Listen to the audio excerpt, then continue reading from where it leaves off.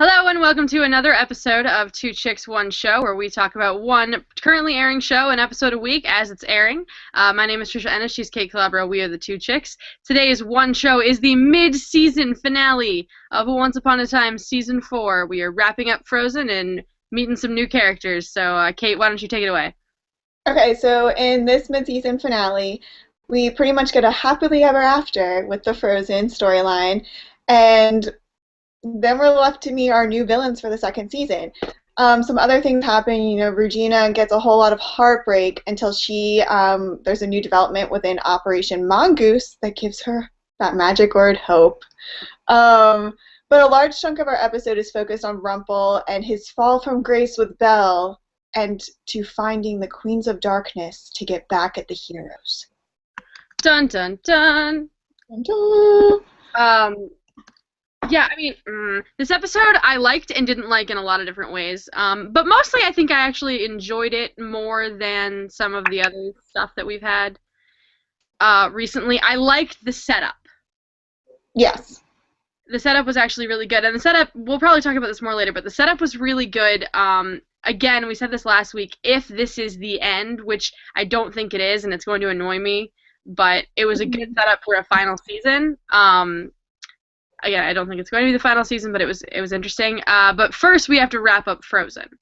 Yes. And they wrapped up Frozen really simply. And this is also one of the things that annoyed me. They started out with now that the Snow Queen is gone, Elsa is able to take down the ice wall that's been wrapped around the town this entire half of the season. Yeah. Okay. She takes the ice wall down, and Anna's like, I'm just gonna go, even though she can't go she can't get back to Arendelle by walking, of course. But whatever, she kind of blunders into things. And then Emma, because apparently now Emma has some kind of super enhanced powers where she can sense magic and what it does or something. Yeah. Gives us our newest piece of the weird border puzzle. The Snow Queen's magic has done something funky to the border, and now they can leave and keep all of their memories, but there's no magic, and you can't come back. Which sounds like what, I guess besides the memory thing, sounds like what we already thought was happening. Well, except they could come back before. It used to just be that you had memories. One of the dwarves, Sneezy or whatever, he crossed the line and they pulled him back through. Yeah. Now, if you cross over, you can't even see Storybrooke anymore. Yeah, it's like if a person that doesn't have magic from the real world comes, I guess. So now they cloaked the town back in season 3 during the Neverland storyline. Yeah. So obviously the cloak is still in effect, and that's got to have something to do with it. So maybe the Snow Queen's magic, like, interfered with the cloak, but either way, whatever happened to make this happen, they just know that this is what it does. Yeah, they just because Emma says something. This was what she wanted. I guess she thought maybe people would flee before the curse came or something, even though there was an ice wall. And she didn't want them to come back. She wanted Storybrooke only to be her, Emma, and Elsa. So I guess maybe she worked it into, I don't know. Maybe. We don't really know how it works, but it does work. And it becomes actually a major plot point in the episode. And obviously it needed to work because it was such a major plot point. Mm-hmm. So then during portions of the episode, they're trying to find a portal back to Arendelle so that Anna and Elsa and Kristoff can go back and can reclaim Arendelle.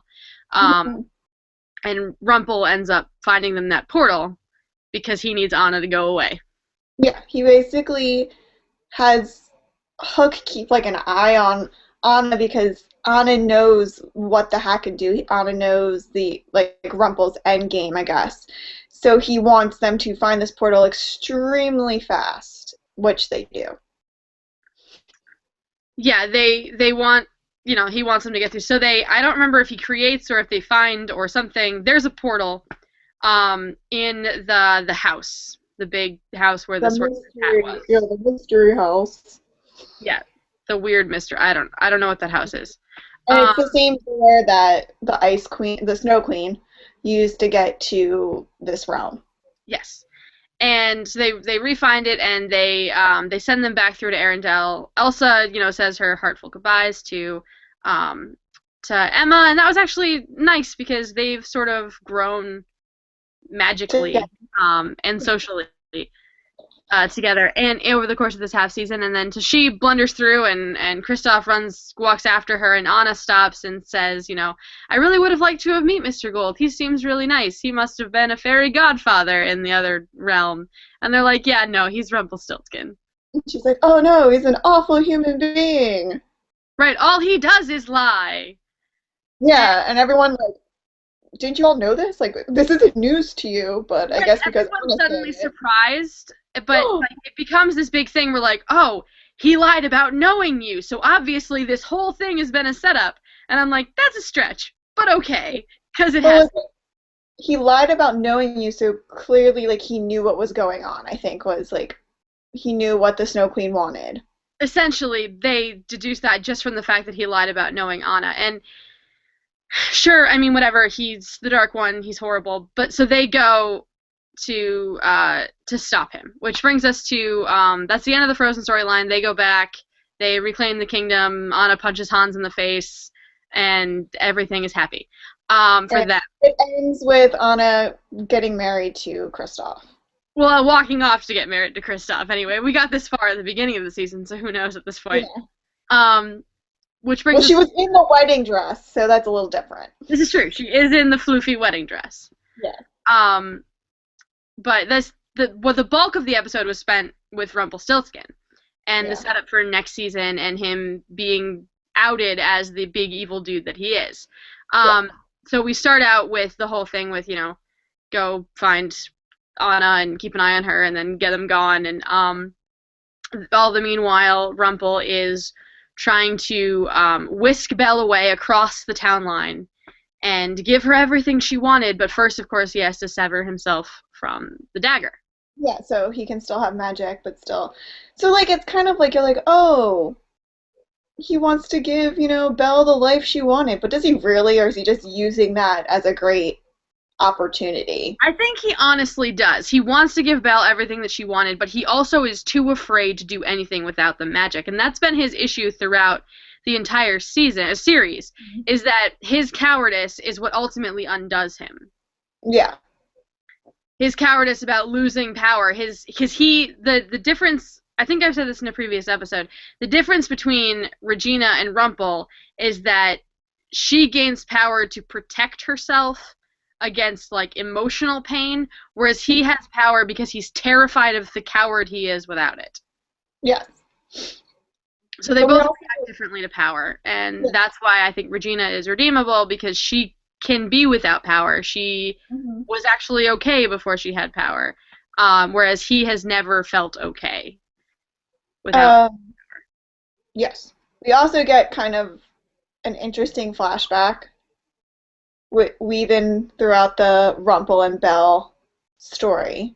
Yeah, and it's interesting, but I still don't get the Queens of Darkness. Yeah, I have a lot of questions about them. Most of my questions revolve around. No, I have a lot. I think we have the same questions. But I mean, yeah, like you said, we get an interesting flashback that involves a gauntlet from Camelot. Yes. And Belle being held ransom. And then, it turns out to briefly, it's not something that we really need to discuss in deep, this flashback. So Belle's being held ransoms by the Queens of Darkness, which is Cruella de Vil, still wondering why she's there. Maleficent, which she makes sense being there, and Ursula, which also makes sense. Cruella de Vil is like when you play that game, like, one of these things don't belong together. She's the one thing that doesn't belong together. Yeah, Cruella makes no sense because of her time period, whereas every other story that we've had has sort of been 18th century, like Grimm's fairy tales and Hans Christian Andersen fairy tales. Cruella is a 20th century story. Yeah, and, like, London. Yeah, which that's fine, but Anyway. okay. we'll talk about the Queens of Darkness later. Yeah, But we'll talk more about them when it becomes relevant more. But anyway, so there's a gauntlet. The gauntlet's important. The gauntlet, which is what they want from Rumple in this flashback, um, tells you or points you in the direction of the thing that is your enemy's weakness. It's the thing they love the most. yes, Um, and they want it because they want to overthrow the heroes, of course. that, And Rumple gives it to them oh, in so exchange from Belle. He gives it to them. Belle sees him give it to them, which is one of the first. That gauntlet plays a major role in Belle eventually discovering Rumple's true self. yes. She finds it when she and Henry, which one of my favorite moments of the episode was Henry comes to her for some advice. I guess he's talking to her a little bit, and she advises him about what is his problem. I can't even remember what his problem is. But I, I think he like admits to her that him and Regina were looking for the author. or happy endings or something. But she gives him her advice, and then he says, "Thanks, Grandma," and she just kind of goes, "Yeah, just call me Belle." Yeah, I was like, okay, Henry, relax. Yeah, he needs to stop calling everybody by their family name. He's like really into the whole naming thing. He's really into names. Yeah, he also needs to come up with a different version of Mom to call either Emma or Regina because saying Yeah, Mom and Mom is confusing. yeah, But either direction. Okay, so Henry knocks down some stuff in the store, and Belle finds the gauntlet, and she's like, "I didn't expect to find this here since Rumple gave it away to save my life, and that's part of the reason why I fell in love with him. This is a problem." yeah. And eventually we find out that she uses the gauntlet to find what Rumple cares most about, and it leads her to the real dagger instead of herself. Shocker. No, So, even Belle. parallel to her finding the gauntlet, um, Rumple is ready to finish the grand scheme with the hat. So he's in the tower, the clock tower, because that's where all the shit gotta go down. It's gotta go down on the clock Down the tower. clock tower. Everything in the clock tower. Yeah, and he is getting ready to like kill Hook. Then I guess David's watching the baby because Emma and Snow come storming and they're like, "Drop that heart, Rumple!" And he's like, "You freaking morons! I'm the Dark One," and freezes them. Yep. And then out of nowhere comes high heel wearing Belle with that damn dagger because he's trying to switch the heart and he can't do it. So then you kind of realize someone's controlling him. Belle appears and she tells him to unfreeze Emma and Snow, to let go of the heart, and take us to the border. Yep. And then she becomes the Belle that I have been waiting for. Like she was this Belle originally. She she had agency. She made decisions. She went on adventures. She did things that people were telling her not to do because I don't care. I read it in a book. Yeah. Which is the reason why I've always loved Belle as a character. And finally, she gets her agency back. She hasn't had it this entire half season. I don't think she really had it in the half season before that. She had it a little bit with Neverland, but I wanted more from that. So finally, Belle gets her agency back, and she confronts the Dark One, the most powerful person in the entire world, and her husband. Yeah. And, essentially a battered woman facing down her abusive husband, which Rumple is not necessarily, but he certainly doesn't care about her the way that he should. She finally says, I've always known, sort of deep down, that you care more about your power than you care about me. Mm-hmm. And she's got the dagger, which apparently you have to hold like this. Yeah, you can't just, have it by your side. It has to be, right in front. I guess maybe so your words go right to the dagger. I don't know. It was just for show. I think it's just, you can just hold it, I'm pretty sure. As long as you have the dagger, you can command the Dark One. It has to be, right here, all times. When you were a tiny woman facing down the Dark One, you hold that dagger out in front of you. I would point it, at his heart. I would be he's gotta see his name. Yeah, Rumple. So she confronts him and says, I know you never cared about me. I used the gauntlet. I know that this is what you really care about. and all of the horrible things that you've done, you've never changed. You know, Mhm. she kicks him out, but more than just kicking him out of the house, she kicks him out of the town. So yeah, I think it's a way to protect herself, and I think she's also like thinking about the like this town doesn't deserve your crazy anymore. I think that to a degree. I honestly think she did it more for herself than for anyone else. I mean, Yeah. I'm sure she was probably thinking about the town, but this whole confrontation was about their relationship and the fact that he's been lying to her from the second they got married, probably from long before that. I was gonna say from the moment he rescued her from ransom, he's been lying to her. Yeah, I mean, because he got the Because gauntlet back, and yeah, because he goes back and he gets the gauntlet back from the Queens of Darkness. and but in this moment, we finally get a fully truthful moment from Rumpelstiltskin where he breaks down. Yeah, He actually admits to her that the power he needs the power. He needs it. He's afraid of what he is without it, and he is afraid to cross the town line. yeah. He's like, don't, and like it was, he's crying and he's doing it, and like because he's being so he's crying as he's backing into the border.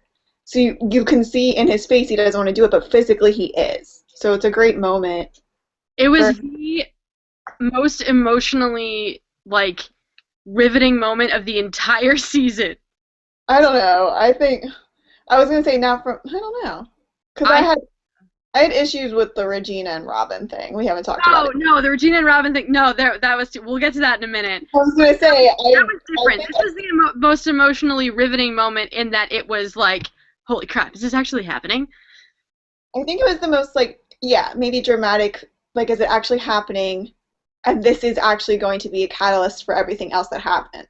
Yeah, it was really Like, interesting. It was great for a Belle character moment. It was good for a Rumple character yeah, moment. I liked that it was private. yes, she didn't do it in front of everyone. Yeah, I mean, she's never been that kind of like showy sort of Yeah, person, except as Lacey. But I forgot about you this. forgot about Lacey. I love Lacey. So much But happened.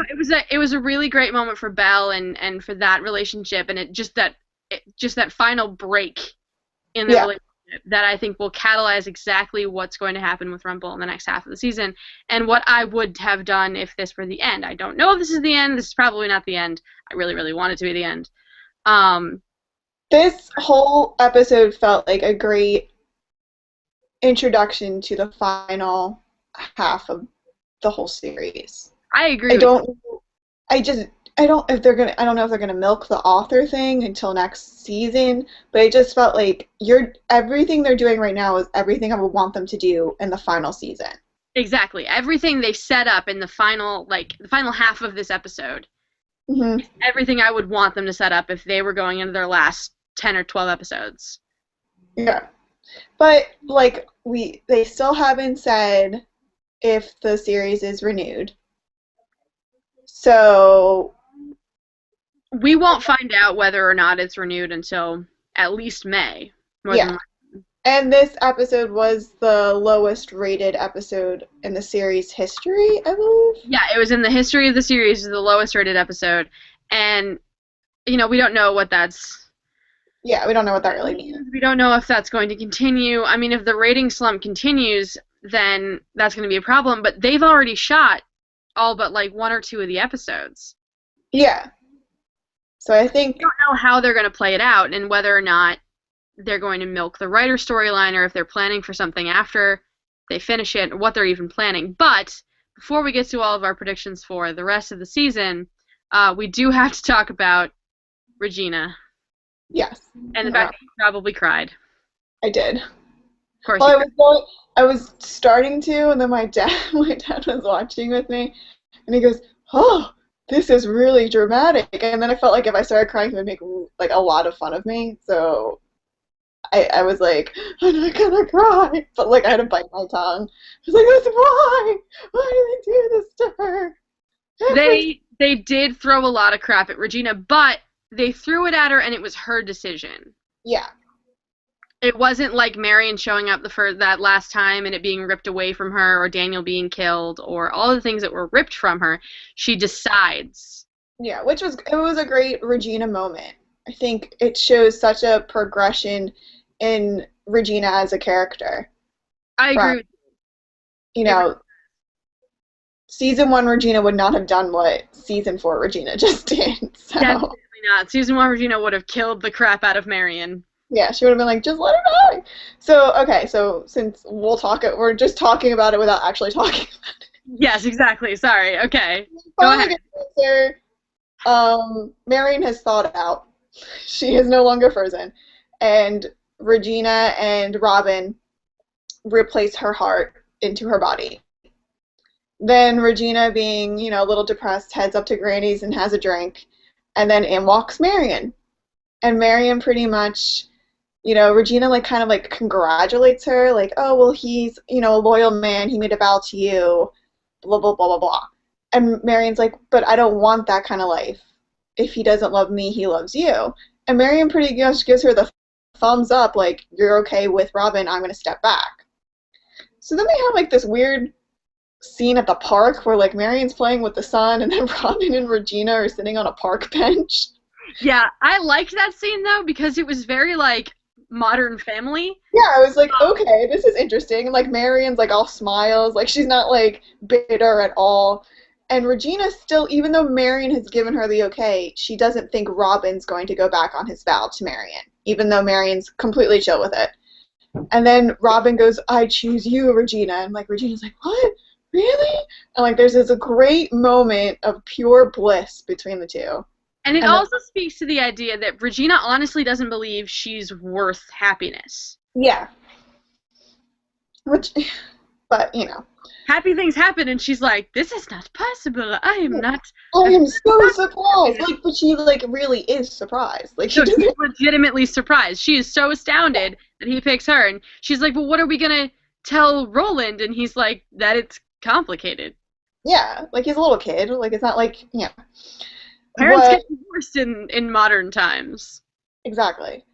He thought she was dead until like 2 weeks ago. So, And he was but never he was in love with Rena that whole time. So so their bliss ends like after 30 seconds when Marion collapses by the pond and she gets the silver hair streak and apparently I don't know, it was either her heart got iced or yeah, it something. must have already reached her heart or something. Yeah, before they pulled it out. So, of course, because I guess maybe David got on his walkie-talkie about the border thing, everyone knows about the border. Everybody knows So, about the border. Every single person knows and understands what the border is doing. in the whole entire town knows about the border. So, Regina's like, well, the only way to save Marion is if she crosses the border and there's no magic and the magic will go away, but you'll never be able to return. My favorite, though, one of my favorite lines from that exchange was at the end where she's like, "She can't go alone. You have to go with her." Yeah. Just like, And, of like, yeah. And then they go to the border and Marion's like freezing to death with Roland. they just got And, Roland holding her up, little 4-year-old. yeah, like a little kid. Oh, and then Regina drives in there in her two-door Mercedes. I don't know how they all got there. And the merry men, I guess they sent a crow to tell the merry men, including Will Scarlet, is on the sidelines, but doesn't say goodbye to them, just standing there. Gold. There's a great moment between Gold and Regina at this point in the story as well that we don't really talk about. Where Gold says, she asks Gold, "How did you do it? How did you get your happy ending?" He goes, "I took it." And then you also see how there's a great parallel between these two characters where we've admitted that Regina pretty much says it like, this is old Gold, and he goes, "I've never changed," whereas Regina goes, "I have." Yes, and I liked that moment, and I also liked the whole, I took my happy ending, whereas Regina's trying to earn her happy ending. And Gold hasn't taken his ending yet. He's still got a middle. I don't know why people keep talking about their ending. Like, are you gonna die tomorrow? Like, I don't think so. Like the whole idea of happy ending in this story kind of bothers me because that assumes that your story is over. Yeah. It assumes that once you find someone and you get married, that that's your happy ending, which is not true. It may be the ending of this chapter. Yeah. You got a happy last paragraph for a while. Yeah. So Rumple disappears. Regina goes out, Oh, but and we should point out that at this point Regina tells him about the author. yeah, she does. She mentions how she was looking, her and Henry were looking for the author, and Rumple makes that like, oh, I knew he was snooping around my store, right? Doesn't he say something like that? Essentially, but he also didn't know that. He sort of pretends like he did or maybe would. He makes mention that like no one's writing his ending, and but you Yeah, can sort of see the gears turning. yeah, Um, and that's when he goes off and goes to finish his spell thing while Regina says her final goodbyes. yes. And she, you know, gives that Marion and Roland cross the border first, and you could see Marion become healthy again right away, and the magic's gone. And then it's the first time you turn around and she can't see anyone that she was just standing with. So this is where we really know this whole border situation. They really do disappear. Mm-hmm. So Robin, kisses Regina, and then he also does that slow back into the border with holding her hand until he's all the way out, and let's go. And Yeah, then like, that's definitely up there on like their top 5 kisses. and I was like, oh my god. And then I'm like, he's coming back. Like he has to come back. Like this isn't Well, happening. he's gonna be trying to find a way to come back Yeah, the entire time. Meanwhile, Regina's gonna be trying to find a way to bring him back. yeah. And then, but the whole entire time I was kind of like, maybe Will Scarlet will go with Marion. Like maybe, like is that why he's here? Like is he gonna offer to go? But then he doesn't. No, of course he doesn't. I'm pretty sure still that he's the author. I hope to God he is. Or at least he's like the artist. Yeah. So then Regina goes back to Granny's and decides to, get her drink on. And She's Emma having, comes. Huh? she's drinking coffee. Okay, well, And whatever. Emma decides they need to get their drink on. Yeah, Emma in the back of Granny's puts Hook's heart back in. He's like, I told you I was a survivor. Whatever, shut up. I don't care about you two. So then she goes out and she is like, I'm not here to give you hope. I'm not my mother. And they have shots. And then in comes Henry. And he's like, Mom, Mom. And he's like, I have something to show you. Because apparently, after Elsa and Anna and Kristoff go through the portal, no one was like, Henry, we're leaving. The kid's just been running around this house Yeah, all he's day. been hanging around the house exploring. And he brings them back to the sorcerer's house. And I don't know, they walk down this hallway and he pulls a lever. And I was trying to figure out if on the wall was one of the original Mickey Mouse drawings. I was trying to figure that out too. I thought it looked kind of like a pumpkin, actually. It did, so then I was like, is it a Cinderella drawing? It definitely looked like some early Disney animation to me. Yeah, me too. At first I thought Mickey Mouse too, so we probably both saw the same thing, and then I definitely think pumpkin. Yeah, I thought pumpkin, Mickey Mouse, and then I was like, is it Cinderella? Is it Mickey? Like, I wasn't sure. Anyway, either way, if this turns out to be like Walt Disney, I'm gonna be like, I'm over. I'm checking out. Anywho, so they open this secret passage door, and it's like a library, but not really. It's a library filled with empty books that are shaped just like Henry's. Yeah, it's stories waiting to be told. So the writer is basically God. Yes, so we found the writer's lair. Essentially, yeah, we found, but which assumes that the writer lives and works in Storybrooke. Yeah, because they said the house came over after the Wicked Witch's curse. Yeah, after the last, it's like, a new arrival from the last curse. Yeah. So I don't know. I'm really confused as to what that link is going to be and if there's going to be a link. But so it gives them, then Emma decides, when she sees the books and they tell her what's going on, she's in. Yeah, she's like, well, I want to help her. And there's like, I'm sure the people that love the Swan Queen love that little like interaction between them two. Yeah, where she's like, I promised I would get you your happy ending, and I'm going to keep that promise, and they sort of smile at each other, and I'm like, oh, co-parenting. Yeah, I was like, it was kind of like a creepy smile, where I was like, are they gonna kiss? Like, I always like when someone smiles too much. No, that was the least, I think, Swan Queenie, like. Oh, I thought it was. As opposed to a brookie thing. Like, I saw it there, but at the same time, it was like, it was it it was very much them wanting to get Robin back, and I am like 1,000 times more on board with the Robin Oh ship yeah. because that's just awesome. Um, And it's true love. Duh. of course, it's true love, but so at the end of the episode, we get 6 weeks later. Yes. And I'm Rumple surprised is in the it aquarium. took Rumpel 6 weeks to get to New York means, but I don't know. I He guess walked. because he had to hitchhike and walk. So since Rumpel's now living in a world without magic, he has his limp back. He somehow found a very nice cane, even though he's a hobo, Oh, and was he has no magic. Yeah.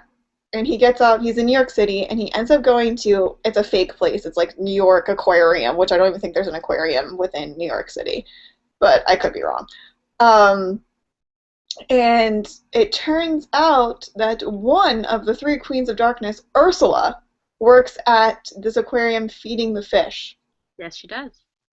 And Rumpel proposes that there's this town in Maine where heroes and live, and then he says something about like I want my vengeance, or I want to get back at the heroes. And there's this author, and she says this great thing where he said the author, she goes, oh, he sounds pretentious already, I hate him. Yeah, basically, which is Well, funny. that's great because I kind of just want to find out who he is. Um, so she's like, well, if you're coming to me, then this must be hard. Well, yeah, because we can't get into the town. Um, so she agrees and goes, okay, well, we have two more stops to make. So obviously, they're gonna go and find Cruella and Maleficent, which again brings us back to the how the hell.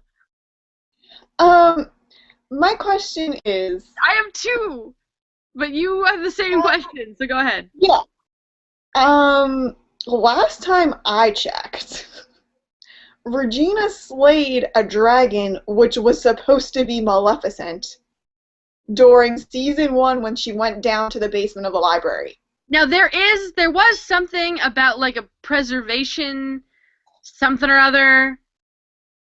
I don't know. So Well, maybe because I remember Snow White saying that Maleficent, because she knew Regina was casting the spell, Maleficent like did one of those like cloaking spells over her kingdom, so they right. wouldn't get. That's why she never went to Storybrooke before. Now she's in Storybrooke. Still don't know how that happened. Um, so I don't know, but then Regina made it seem like in season 1 that she took Maleficent with her because Maleficent was the one that gave her this curse. So then I don't know. I I'm don't know. so confused. It seems like one of those things that we're just not supposed to question. You know, the other Okay. is how did they end up in the world without magic? That's my question. I don't know how they ended up in this realm, and I don't know. And if they did, why aren't they in Storybrooke? Why are they in, like, why is Ursula in New York? Yeah, why are all of these villains essentially suddenly turning up in places not Storybrooke? I know. It's like, I don't know. We're probably not going to get any answers to it, but I was like, why are they here? Yeah, we don't know. We will eventually find out, and that's going to be our flashbacks for next half of the season. It's exhausting. It's just exhausting. It really, really is. So Um, yeah, that's pretty much the episode. yeah, that's basically it. That's the mid-season finale. They're gone until March, and that's when we will come back with this new heroes versus villains storyline, where the showrunners have teased that we don't really know who's going to end up on what side, I guess. There's going to be other flashbacks to a slightly more villainous side of Snow and Charming. Okay, that makes sense. Yeah, I mean, we know that they're not all good. Like, they've made questionable decisions throughout the entire series, so I don't know why they think that this is a new territory for them. Yeah.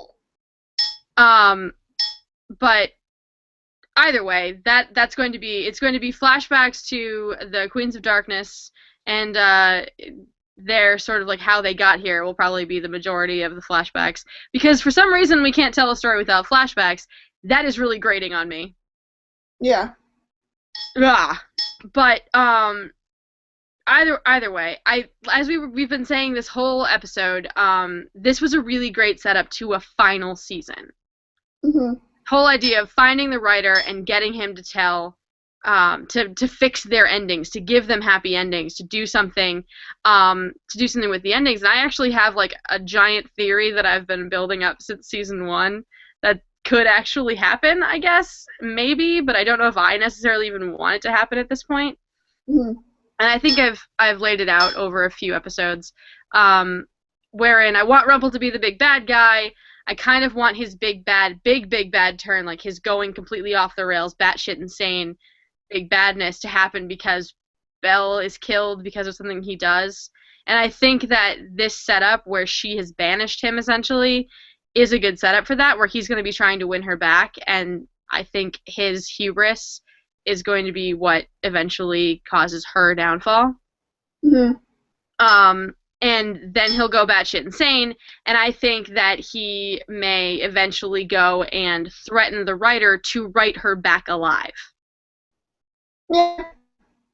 And that could be the eventual genesis of the writer is now threatened. If they want their happy endings, they have to save him, and then something that Regina and company does, they destroy Rumple or kill Rumple or capture Rumple. They do something to Rumple, and the as a thank you, the writer says, I will fix your story in that he'll make it so that Regina did walk into the bar and meet Robin, or that they had an opportunity to meet after all the shit goes down with Snow, before she becomes the super hyper evil queen that goes and casts the spell. Something that will happen to rewrite history so the curse is never cast.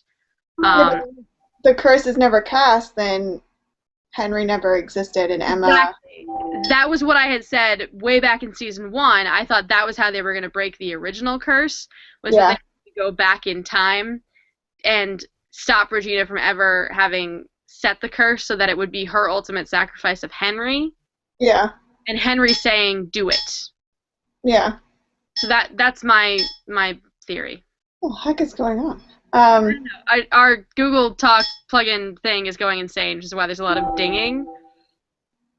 Okay. Anyway, do you have any predictions yourself? No, I'm just happy that I was right about the villains coming back for the author. Yeah, I sort of figured you were going to end up being right about that after a little while. I don't know. I'm excited to see what they do with it, because it's just that I really wish it was the final season. I really do. I just don't know what they're going to do unless they're not going to introduce the writer until the last episode of the season, and then all of next season's just about convincing the writer. I don't know what they're going to do. I don't know how long they're going to be able to milk this writer thing. Yeah, I honestly think that they just need to be doing it for this season. They can't milk it too far. They can, certainly. They may try. They may have to. Yeah. I'm just worried that it's going to turn into what happened to Lost in its final 2 seasons. I didn't like Lost at all to begin with, really, but from what I understand, they planned the show for 5 seasons. They told the network 5 seasons. They planned out their 5th season, and then were told, "Oh, but we're giving you a shortened 6th season too." And they were like, "Oh, we have nothing to put there." So they split what their plan was for season 5 and ended up with all these weird flash sidewayses to an alternate reality that ended up being purgatory, and that's sort of what everyone was like, huh? I think the difference between, even though the show have, both shows have 2 of the same creators and producers, I think Lost had sketched out, as you said, they sketched out their first 5 seasons. I think with Once Upon a Time, they are going season by season. I don't think there was any, because clearly there wasn't much of a plan if they added Frozen. Like, that's how I see it. Huh? Obviously, yeah, I agree with you that I don't think that there really is that much of a plan. I don't think there's been that much of a plan since at least season 2, if not earlier. Yeah. Like, I think they, planned out into, when Emma and Snow went back to the Enchanted Forest. But then ever since then, I think they're just like, okay, we'll do this, and okay, we'll do that. Especially ever since they introduced Neverland, when they've started doing these half-season story blocks, it's sort of become, okay, this is a far deviation from their original storytelling technique and what they were going for. And I've been iffy about their structure since they ended the first season by lifting the curse. Yeah. it seemed too fast. And season 2 was kind of an indication that, yeah, it was. Season 2 floundered a lot. Hmm. But I don't know. We'll see. They say they're getting back to basics in this second half of the season, so that's what it felt like. Even though they are introducing a bunch of new villains, it did still feel like they were sort of closing ranks here and keeping it in the Enchanted Forest family, Yes. So wherever Cruella fits in with that. we'll see them back in March, but in between, we will be We will be talking about. doing Agent Carter. Yo! Agent Carter will be premiering on January 6th, I believe. It's going to fill the hole left by the mid-season finale of Agents of S.H.I.E.L.D., which dropped a whole bunch of bombs. We don't know yet, I think, whether Agent Carter is actually considered a limited series or whether they're testing it out for these 8 episodes and perhaps they'll bring it back. Mhm. Either way, we will be doing all 8 episodes of Agent Carter starting on January 7th, which is the The day after. first, I also want to mention that the first January 6th, Agent Carter will premiere at 8 o'clock, and it's a 2-hour back-to-back Yeah. episode. So, I'm excited for it. I think Agent Carter looks interesting. I like that they're doing more with that character because she was awesome in Captain America, and I felt really betrayed when I was like, oh crap, he woke up 70 years later. I knew that was coming, but I didn't expect to like the people from the 40s. yeah. So I think it'll be cool. I think Agent Carter is really good for us because it's a brand new show. It's a lot of really cool feminist stuff. I think it's going to come up. We can talk about history, which we both like. Um, and Haley Atwell's in it, and we were thinking of doing Gallivant, but I think that would have required that we sing. And you don't want that. No one wants that. No one wants that. So we are not But I going to do will Gallivant. probably live tweet every episode. Yes, Kate will probably live tweet every episode of Gallivant. I won't because I have to sleep at weird hours. I'm I so look forward to excited. that as well. So that's Gallivant will be taking the place of of Once Upon a Time on ABC, Mhm.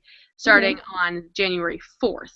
Yes, and that's only a 4-week stunt, so it's only because the award season pops up and stuff like that. So, Yeah, as the award season pops up, the Oscars will be popping up, and so Gallivant's going to be 4 weeks of singing nights and weirdness. And it looks hilarious and amazing. So we will hopefully see you in 2015. Again, we'll be back on January 6th. Trust me, we will remind you. We will probably live tweet the crap out of the premiere of Agent Carter. To follow along with that, you can follow us on Twitter. I'm at Tricia Ennis. She's at Kate Calabro. And you can also join in the conversation about Two Chicks, One Show. Let us know what shows you'd like us to talk about maybe in the future. We're going to be doing a lot of shows coming up next year. We've got the rest of Outlander, Game of Thrones, Agent Carter. So much stuff going on next year. It's going to be awesome. We hope to see you. We hope you've enjoyed Once Upon a Time. We will probably pick up Once Upon a Time. It comes back in March, probably assuming that we don't lose our minds. yeah. We will, like I said, we will see you in 2015. Thank you for watching. See you.